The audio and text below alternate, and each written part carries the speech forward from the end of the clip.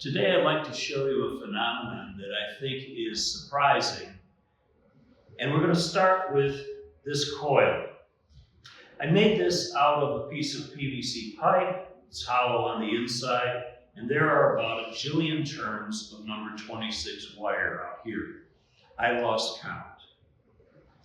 If I connect up power to this, you'll be able to see the current going through the coil because I have a 2 ohm shunt that is in series with the coil itself.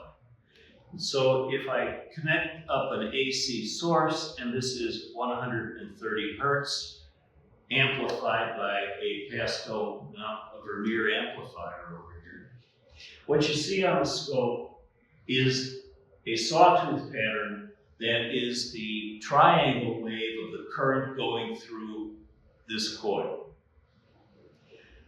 This also represents the B field that's changing in the coil. For the next part, I made a ring of 14 gauge wire that is split in 2 places. Here I have a 2 kilo ohm resistor, and over here I have a 1 kilo ohm resistor. I also put 2 loops in on the side where I can make some connections. What I'm going to do is take this ring and place it around the coil over here. So we're going to get an induced current in here due to the changing B field. I'm now going to take our ring and put it over the coil so that we're going to have this ring circling this changing B field.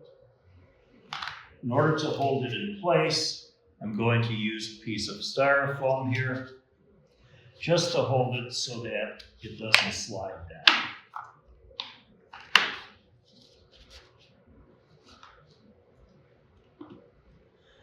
Now, so you have a reference as to where things are, the 2K resistor is right here.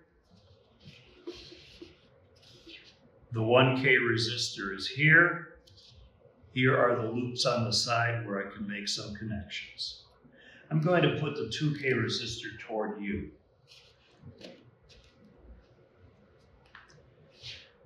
I made an amplifier over here that's 40 dB. Because the signal that comes off of this is very weak, and I needed to show that on the screen.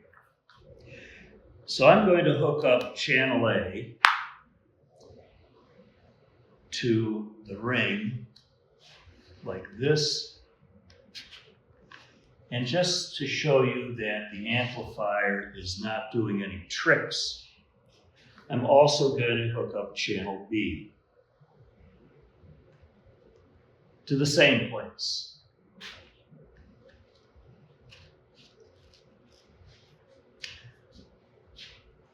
Turn on the B field. We have our B field. Channel A will be on this line. That would be this input. Channel B would be on that line. That's this input. Turn on the amplifier, and here we have the signal from channel A and the signal from channel B. And if I superimpose them by just moving channel B up, you can see that the waveforms are nearly identical, and so the amplifiers are good.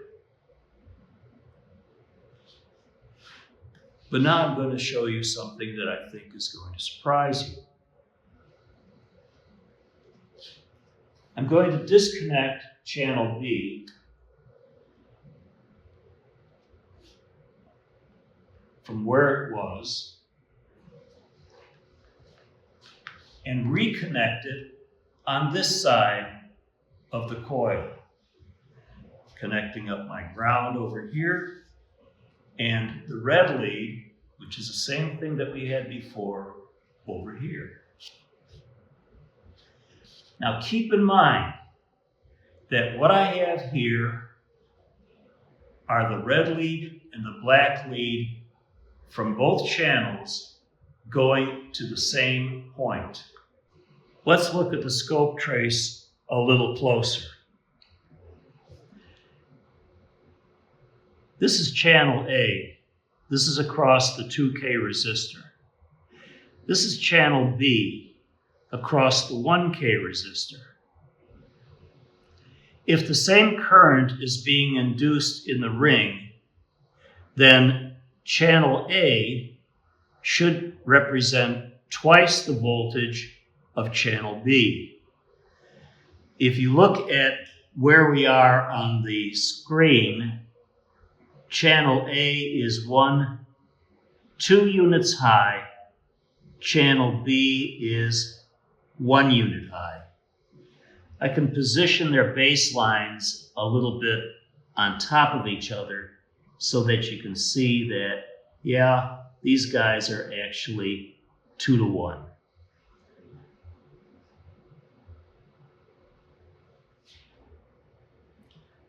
I found this fascinating, and I hope you did too.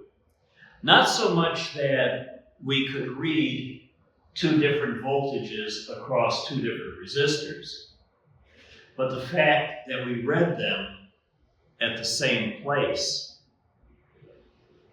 If you think about Faraday's law, you should be able to come up with a solution to this. Enjoy!